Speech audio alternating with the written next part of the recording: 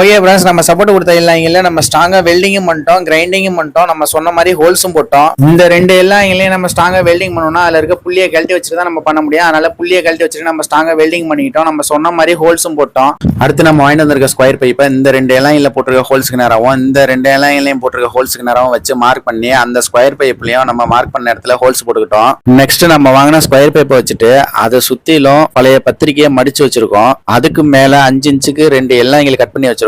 ஒரு எல்லாங்களை கீழ் பக்கமும் இன்னொரு எல்லாங்களை அப்படி மேல் பக்கமும் வச்சுட்டு ரெண்டு எல்லாங்களையும் ஜாயின் பண்ற மாதிரி வெல்டு பண்ணிடலாம். வெல்டு பண்ணிட்டு நம்ம பத்திரிகை எடுத்துட்டோம்னா அது ஃப்ரீயா மூவ் ஆகும். இப்போ வந்து பாத்தீங்கன்னா நம்ம சொன்ன மாதிரி வச்சு வெல்டு பண்ணி முடிச்சிட்டோம். இப்போ நம்ம அந்த பழைய பத்திரிகை பேப்பரை எடுத்து போட்டுடலாம். பத்திரிகை பேப்பரை எடுத்த இடத்துல சுத்திலும் பாத்தீங்கன்னா கேப் கிடைக்கும். இப்போ நம்ம வச்சு வெல்டு பண்ண அந்த எல்லாங்களும் ஃப்ரீயா மூவ் ஆகும். ரெண்டு எல்லாங்களையும் இந்த மாதிரி வச்சு வெல்டு பண்ணிட்டு வெளியில எடுத்துட்டு பார்த்தோம்னா பாக்குறதுக்கு ஸ்கொயர் பைப் மாதிரியே தெரியும். இவ்வளவு ஹெவியான ஸ்கொயர் பைப் எங்கேயுமே கிடைக்காது, நம்ம தான் ரெடி பண்ணணும். நெக்ஸ்ட் நம்ம வெல்டிங் பண்ணி ரெடி பண்ண அந்த ஸ்கொயர் பைப் உள்ள நம்ம வாங்கிட்டு வந்த ஸ்கொயர் பைப்பை வச்சுட்டு நம்ம ஸ்கொயர் பைப்ல ஹோல்ஸ் போட்ட அந்த இடத்தையும் நம்ம மிஷின்ல ஹோல்ஸ் போட்ட அந்த இடத்தையும் போல்ட் வச்சு ஃபிட் பண்ணிட்டு நம்ம இது எப்படி ஃபங்க்ஷன் ஆகுதுன்னு நம்ம செக் பண்ணி பார்க்கலாம். ஓகே ஃப்ரெண்ட்ஸ், இதை இந்த எண்ட்ல இருந்து அந்த எண்டுக்கு வேகமா தள்ளி விட்டு பார்க்கலாம் எப்படி மூவ் ஆகுதுன்னு. பாருங்க, சூப்பரா மூவ் ஆகுது.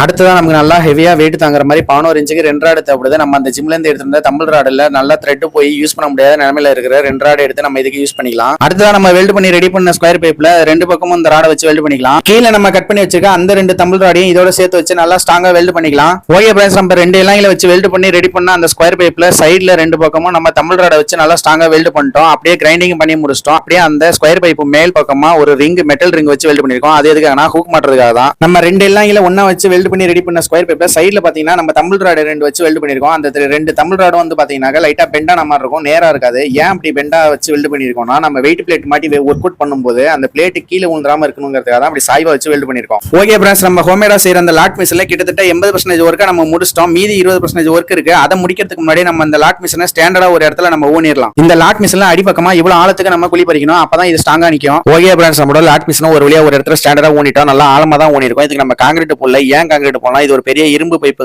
இது வந்து பெரிய அளவுல சேக் ஆகாது. அதே மாதிரி இதுக்கு மணல் தான் கொட்டிருக்கும், அப்படியே சேக் ஆகும், லைட்டா தான் சேக் ஆகும். அதே மாதிரி இது ஃபியூச்சர்ல வேற எங்கேயா மாத்திரம் கூட நம்ம ஈஸியா மாத்திக்கலாம். அடுத்ததான் நம்ம லாட் மிஷினுக்காக வெல்டிங் பண்ணி ரெடி பண்ண எல்லா செட்டப்பையும் எடுத்து நம்ம மிஷின்ல செட் பண்ணிட்டோம். அடுத்ததான் நம்ம லாட் மிஷின்ல எந்தெந்த இடத்துல புள்ளி செட் பண்ணுமோ அங்கெல்லாம் புள்ளியை செட் பண்ணிக்கலாம். ஓகே ஃப்ரெண்ட்ஸ், நம்மளோட மிஷின்ல கீழ் பக்கமா ஒரு புள்ளியாவும் மிஷினோட மேல் பக்கமா 2 புள்ளியாவும் சென்டரா வர்ற மாதிரி சைட்ல வாசல் வச்சு நம்ம போல்ட் நட்டு போட்டு டைட் பண்ணிட்டோம். அடுத்ததான் இப்ப என்ன பார்க்க போறோம்னா நம்மளோட லாட் மிஷினுக்காக ஃபர்ஸ்ட் அமேசான்ல இருந்து புள்ளி ஆர்டர் போட்டு வாங்கியிருந்தோம். இப்ப திரும்ப ஒரு 3 பொருள் அமேசான்ல இருந்து ஆர்டர் போட்டு வாங்கியிருக்கோம். அது என்னன்னு இப்ப பாத்துடலாம். ஃபர்ஸ்ட் நம்ம அந்த பெரிய பார்சல் பாக்ஸ் ஓபன் பண்ணலாம். அதை ஓபன் பண்ணிட்டு பார்த்தோம்